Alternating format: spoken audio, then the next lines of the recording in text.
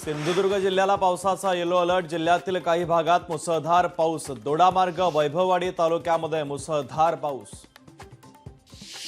बुलढाणा जिल्ह्यामध्ये मुसळधार पावसानं मादणी आणि आरेगावातील नदीला पूर आल्याने बुलढाणा जिल्ह्याचा वाशिम जिल्ह्याशी संपर्कही तुटला। नांदेड जिल्ह्यामध्ये मुसळधार पाऊस। दमदार पावसामुळे जिल्ह्यातील पैनगंगा नदीला पूर आल्याने सहस्रकुंड धबधबा ओसांडून वाहू लागला।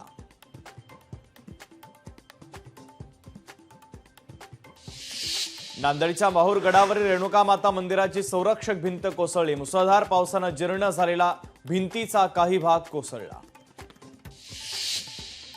1 जुलैला शक्तीपीठ महामार्गाच्या विरोधात चक्काजाम आंदोलन करणार। राज्य सरकारने शेतकऱ्यांवर दडपशाही करू नये, आमदार सतेज पाटलांचा इशारा।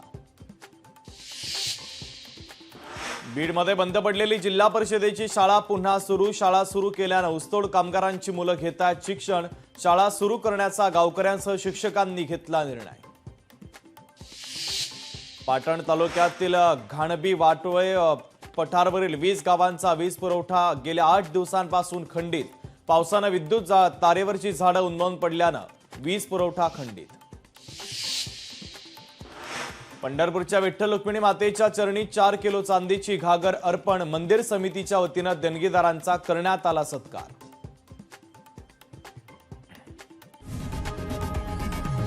लोकशाही मराठी ऐका, पहा, जागरूक रहा।